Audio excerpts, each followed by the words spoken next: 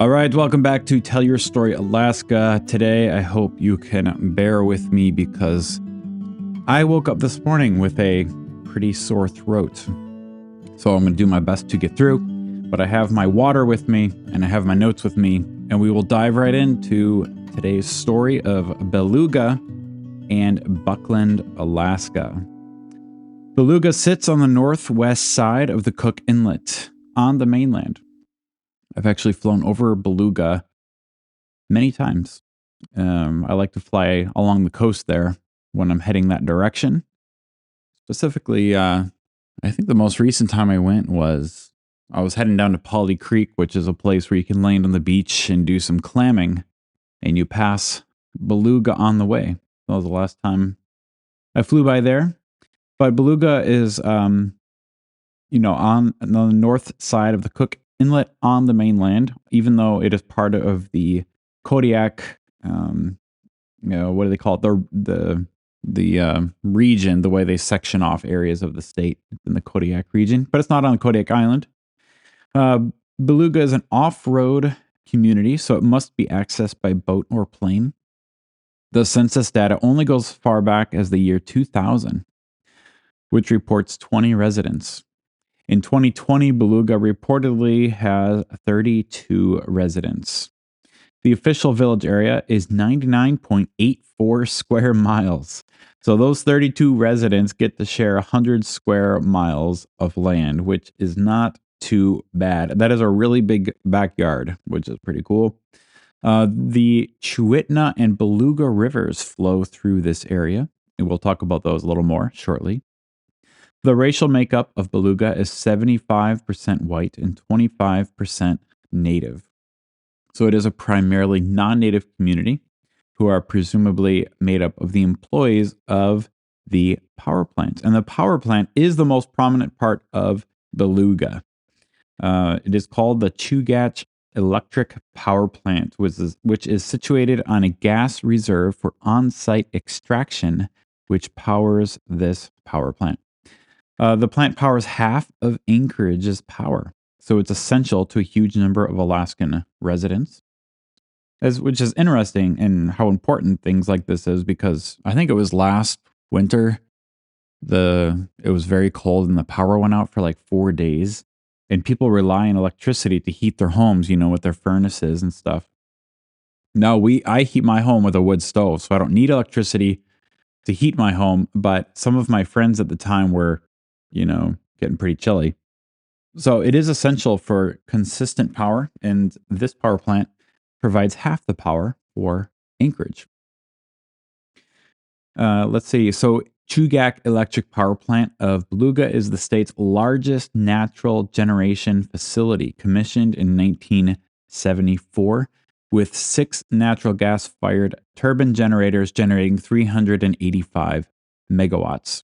The station feeds a network of 2,000 miles of power lines, 400 miles of high-voltage transmission lines, 930 miles of overhead distribution lines, and more than 700 miles of underground distribution cables. Those numbers are actually incredible. You think about all of those, power line poles, and all those have to be installed to, distribute electricity, all those miles. Really amazing. At the time of its construction, the residents of nearby village of Tyonek, just 8 miles away, which I've been to a few times, they faced respiratory and cardiovascular problems because of the plant's emissions. So while the plant has offered a handful of community projects to improve the community services, the residents are still concerned about the health risks that the nearby plant causes. So the tension between the need to produce electric power and health concerns of local communities is always an ongoing thing. I have learned a little bit about that from residents in Tyonek that I know, and they've told me a bit about that tension. Now, I have flown over this plant many times, and I've seen this large facility. And as I'm flying along the coast, if you look out into the bay, out on the water, there's these what look like oil rigs, and they're just spotted throughout the bay. It's really epic looking. And I've always kind of wondered, are those drilling oil, or are they getting natural gas? Now, since at least some of them, I'm presuming, I don't actually know that they are withdrawing natural gas out of the ground out there in the bay, and they're probably sending it over to the plant. At least some of them. I actually don't really know, and I didn't. Maybe I should have taken the time to look, but interesting, anyways. Seeing that how critical these places are for keeping Alaskans warm. Now, fishing in the Beluga area is popular. There is a seemingly endless number of lakes in the 100 square miles that makes up the Beluga area. Salmon can be caught in the Beluga, Chewitna, and also 3 Mile Creek, which is nearby. A record northern pike was caught near Beluga, measuring 49 inches using ice fishing gear. Thought that was pretty cool. And 49 inches is very impressive. Any pike longer than 40 inches or weighs more than 15 pounds is considered a trophy size northern pike in Alaska. Now, one time this course brought to mind, my brother once caught a 47-inch pike in Canada, and that northern pike is now hanging on his wall. He's very, very proud of it. However, the largest pike ever caught in Alaska was 38 pounds and 8 ounces. It was caught in 1991. I couldn't find the length of it. If anyone knows the length of it, let me know. I tried to find it. Couldn't find it, but it was 38 pounds, 8 ounces.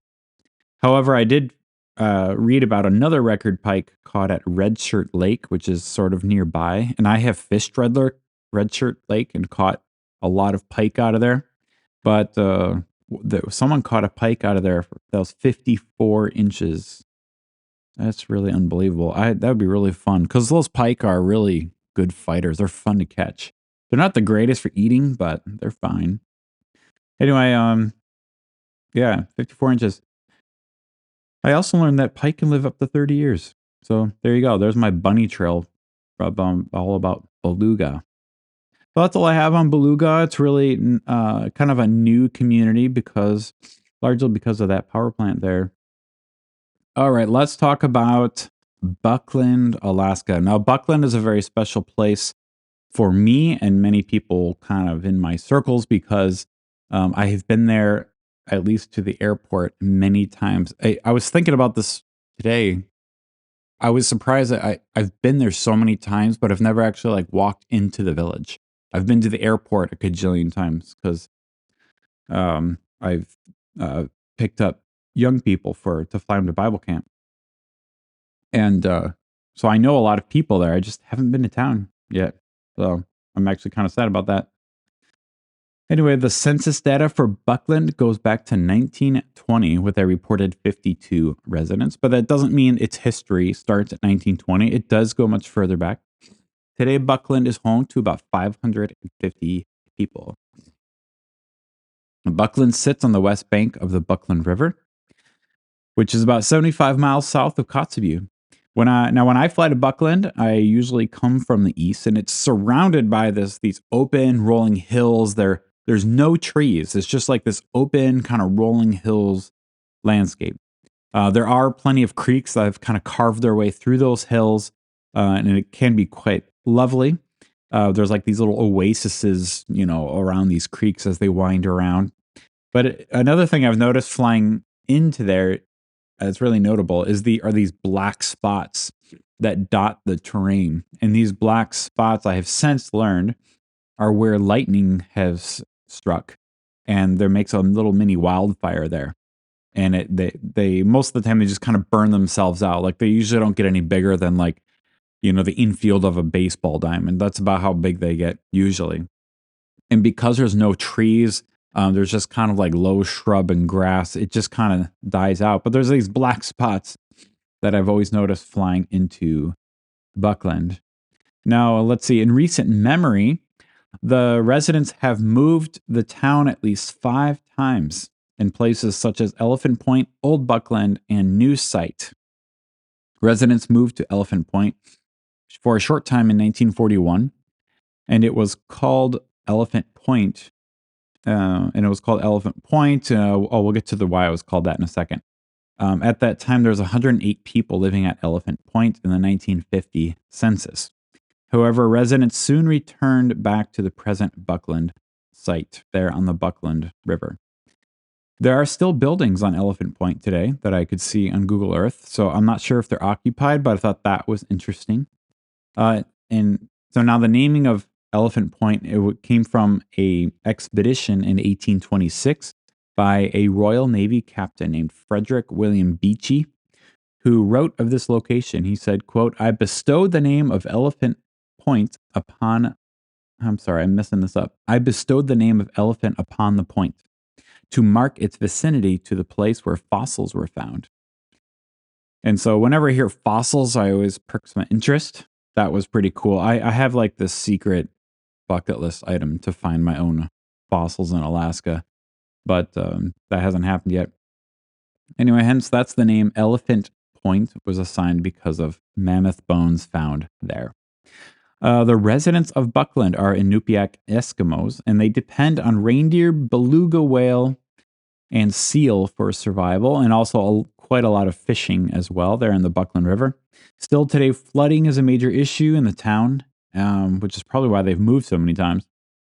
And sometimes, I can see pictures from some of my friends there. They post on social media images of the swelling Buckland River that floods the entire town.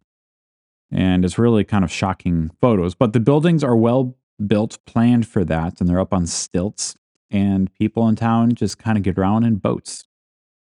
It reminds me when I was a kid, I grew up kind of near the Illinois River, right in the floodplain of the Illinois River. And when it flooded, me and my friends would take a canoe out and we would canoe like through the woods on the floodplain. And we just thought we were so cool.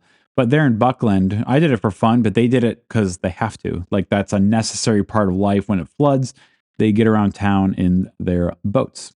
So that was a fascinating part of their life there. So Buckland is definitely not for the faint of heart. Buckland is 95% native.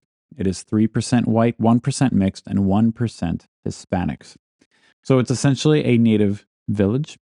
The school in Buckland is in full operation with 211 students as of 2024.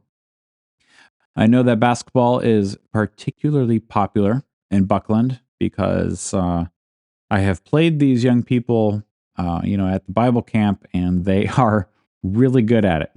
And way better than me for sure.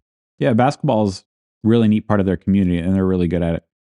I think they've done well and competitively in the state as well. This I've only heard from bits and pieces, so I don't have details. It's nothing on the internet that I can find about it. But there was a church and a parsonage in Buckland, but it burned down some years back. But there's still a gathering of Protestant believers who meet in a community building there. Now, historically, the history of Christianity in Buckland is particularly interesting. Specifically, the Egaq family, E-G-A. Oh, the Egaq. I'm saying it wrong. The Egaq family played a key role in the history of Christianity in Buckland, Alaska. The story goes that Ruth was the daughter of a powerful shaman, and she was born in 1876. When her father got sick, she was warned not to braid anything or her father would die. One day she forgot this rule and she braided some grass as she was trying to make a basket, and then her father died. She felt that she didn't deserve to live, and she was abandoned to live on her own, and she barely eked out a living. When she hit puberty, some of the young men in the community sexually abused her, but one of them was named Egaq. His lust eventually turned into pity, and then pity turned into love. So despite some social shame issues, he ended up marrying her. They had a child who died. Then they had another child who they threw away because it was sick. And then they committed that if they had a third child, that they would keep it. Now, around this time, the couple started to hear about a different religious way, and Egaq received a hopeful vision from a heavenly messenger. That was the way he put it. Soon after, he heard the preaching of Uyagaq, a native preacher also called Rock. And Egaq's vision was confirmed, and he threw away all of his idols and determined to live in Jesus' way. but he still held on to his divining stick, which helped him make hard decisions. They soon learned more about this new way from a missionary from Uyagaq named Ivanov, and Egaq threw away his divining stick. After this, he broke as many taboos as possible as a way to test his new faith. Thus, a family known as the Egaq Christian family was launched and became influential in Buckland and other surrounding communities. Now, they had a daughter named Lily who married a man named John Savak, who was the grandson of a shaman also. And so that what's the word, dynasty? I don't know what the right word is for a family that is influential even to today. Now, I mentioned a native preacher named Uyagaq, who is also called Rock. Now, his story was that he was a native covenant missionary, and some of the details of his story are unclear, but the story that we know is that his father murdered his mother, and for a while he was wanted for a revenge killing due to that murder, which some accounts say took place when he was 12 years old. And some accounts say that a missionary named Carlson adopted him and hid him to protect him from more revenge murders. But other accounts say, and my source here says, and probably the more likely, is that Rock was grown by the time the missionary Carlson arrived, and he became Carlson's dog team driver. And as he's driving Carlson around, Carlson shared the gospel with Rock, and Rock became a believer. Now, it is said that Rock once saved Carlson even from murder, one of those legends. Rock ended up traveling with Carlson on what they called gospel trips. Rock soon married and continued to serve as a traveling missionary and became known as the Apostle to the Eskimos, or quote, the Eskimo Paul. He also became well known for his ability to be a good storyteller with a lively imagination. One of the places he served was Buckland, amongst many other places, and likely he left an impression for the gospel in Buckland. Unfortunately, the church went through a period of legalism shortly after his time, and white missionaries began to teach that any of the old ways of the Eskimo were devil worship, and the overly strict Sabbath ordinances choked normal community activity. However, it was Ruth,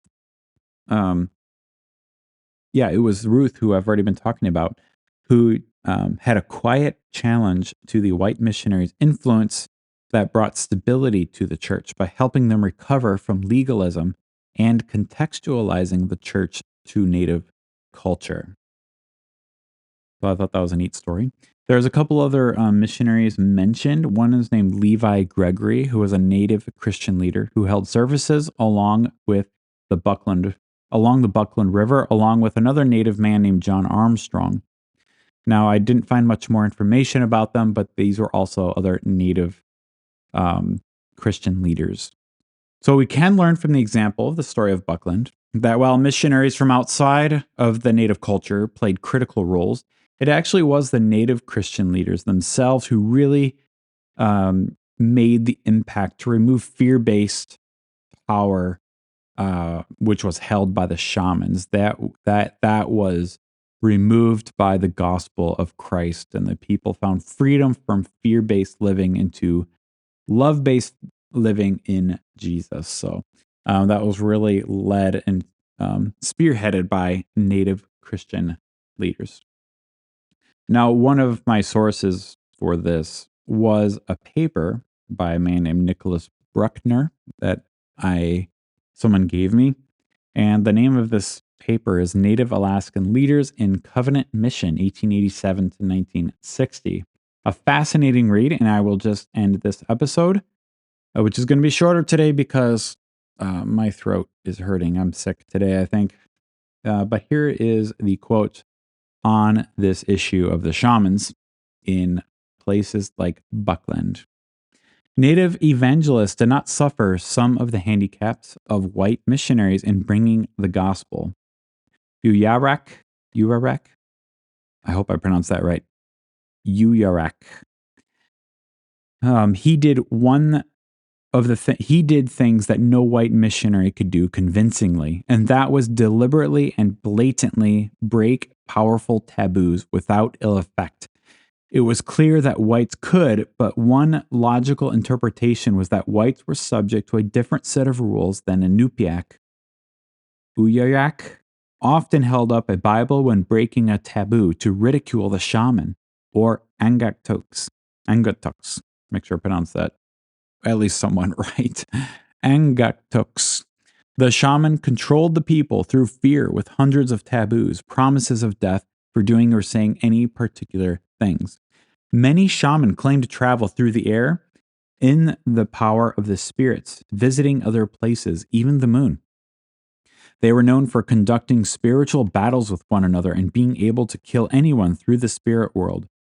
The people feared their power, but also relied on them for leadership and healing, often being held in bondage for favors procured. Shamans were not able to harm the Eskimo prophet Manilak, which I have a whole episode on, who foretold the coming of the gospel, or any other Christians in the spirit world, because of the stronger spirit they possessed. That's fascinating. The spiritual power struggle between native Christians and shaman was decisive on a public level, but surely this did not end their influence altogether. A fascinating study would be on shamanism and the impact that the gospel has on the spiritual world that the native cultures previous had, which was strongly influenced by shamanism.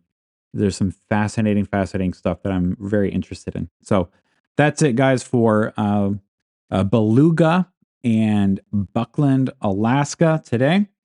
And next week, we are going to be covering the village of Butte, which is near Palmer, and Cantwell, Alaska, which is up along the Parks Highway up in the Mount McKinley Park area. So we will hit those next week. Thank you guys for tuning in. Please pay attention for later this week. I have a very special episode dropping where I interviewed someone with an amazing story. So that will be dropping on Thursday. And so please watch out for that one. Don't miss it. Thank you guys. See ya.